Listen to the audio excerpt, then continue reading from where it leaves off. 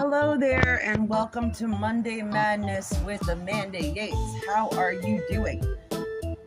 I'm Amanda Yates, and I made this video because I was inspired by CWV Artistry, and that's Casey.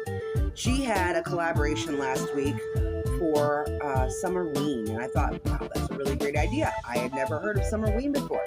Let me get on that. So I created this little skeleton rubber ducky, and he wasn't enough just being a skeleton rubber ducky. He needed to be a gentleman. So this video is showing you how I made Sir Skele Duckington III.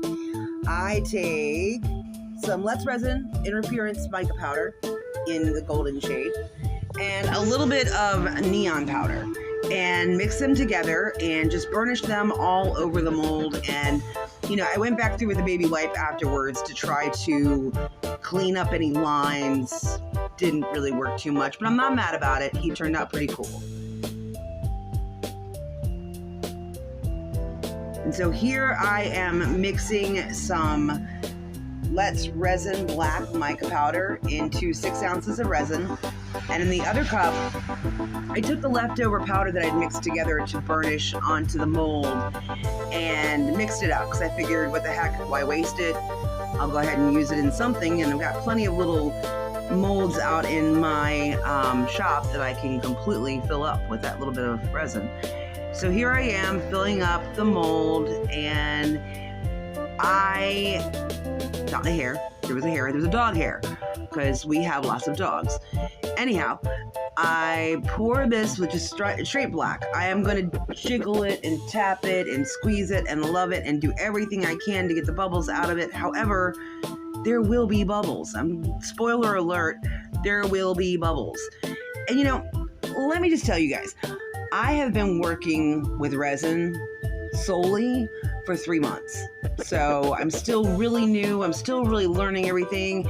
So when I come on here and I'm talking about what I'm doing, I have no idea what I'm talking about other than what I've seen others do and what I've experienced.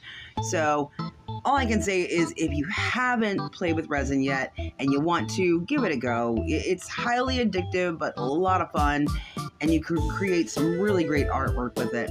Anyhow, back to the video. I'm giving him one last squidgy now, and then I sprayed with a little bit of isopropyl alcohol just to get any bubbles out from the top that I could. And now I'm going to start pouring with my gold and black.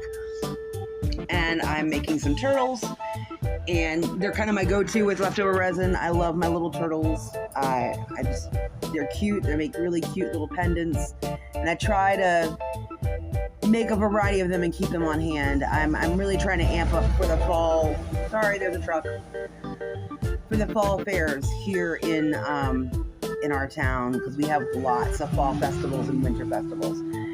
So now I am going to fill up my pineapple mold.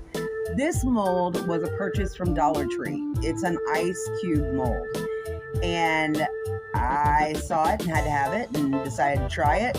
And I am filling the gold up to the head of the pineapple. It's recessed a little bit, so you can go all the way up there and then add the top, and that's exactly what I do here. And then I just fill the black, and here we are on the demold. And I gotta say, these little pineapples turned out really, really cute. I am planning on making them independents or magnets. They're just really adorable. Maybe putting some rhinestones on them. I don't know. I'll play with them and see what happens. And then here are my little turtles. I think they turned out pretty cute. I like this one a lot because of its two-tone. The other one, it's a good combo of the two colors together. Almost created like a brown. It's nice. And then here comes Sir Duckington. He is really outstanding. I'm in love with him. However, remember I said a hole? There it is. Look at that. Look at that donut hole. It's okay though. I have a way to fix it. I'm going to take him out on my porch in just a minute and put my felt wheel onto my rotary tool and just sand down his bottom bill. And I mean, he's for me. He's mine, so I'm not really worried about it. But he does have two little fangs right now that we need to get rid of. So I'm going to take him outside and sand him off. And I'm also going to kick off that ring around the bottom of him because he's a little sharp around the edges. So I'm going to leave you guys to listen to some music while I work on that. And I'll be back shortly.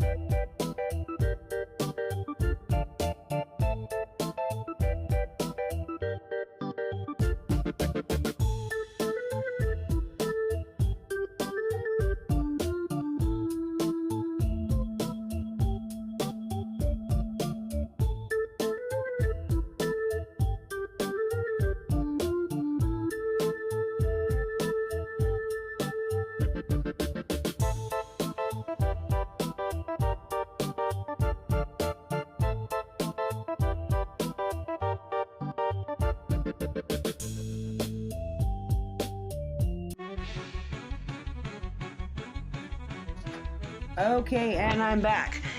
I am laying out some damming tape because we're going to make a monocle for Sir Duckington. Because, I mean, what top hat wearing skeleton duck would not have a monocle? I mean, really, it doesn't exist. All I do is take about 4 inches of 18 gauge copper wire and wrap it around one of my paintbrushes that is about the same size as his eye socket. I wrap it around twice, and then I pinch it together, the two ends. I pinch them together. Nope, I'm wrong.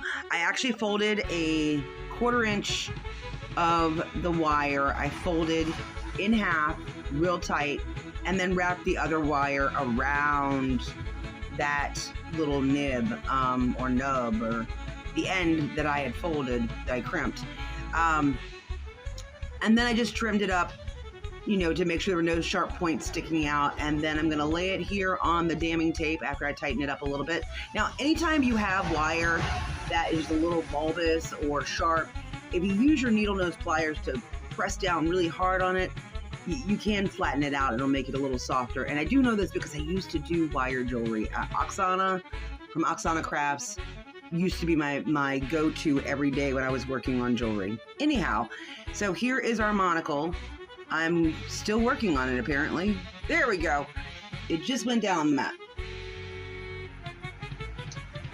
And you just want to make sure it's really good and secure. I am going to be using UV resin to put a lens into our monocle.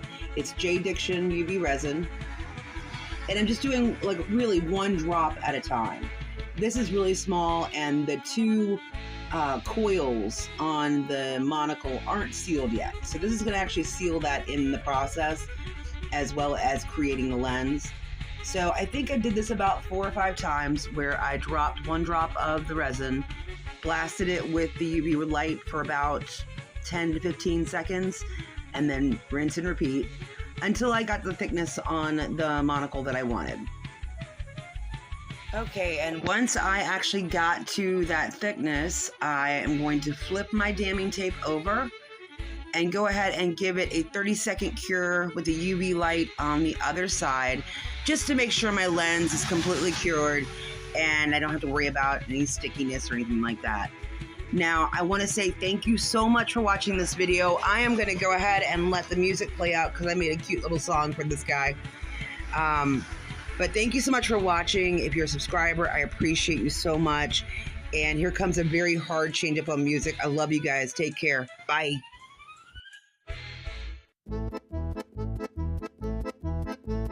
Gears are turning in the pond tonight. Steam is hissing under copper light. Feathers gleaming like polished brass. A duck so bold, a steampunk class. Quack, click, clack, the cogs align. Paddling through the sands of time. Steam-powered wings take to the sky. A duck that dreams it can defy.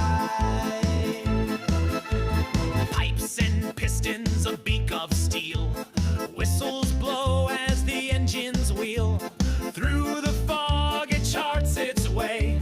A clockwork bird that saves the day. Quack, click, clack, the cogs align, paddling through the sands of time. Steam-powered wings take to the sky. A duck that dreams it can defy. Rivets tighten as it takes the lead. With a heart of gears, it won't concede. In the twilight glow of a smoggy hue, this duck is daring and it's true. Quack, click, clack, the cogs align, paddling through the sands of time. Steam-powered wings take to the sky. A duck that dreams it can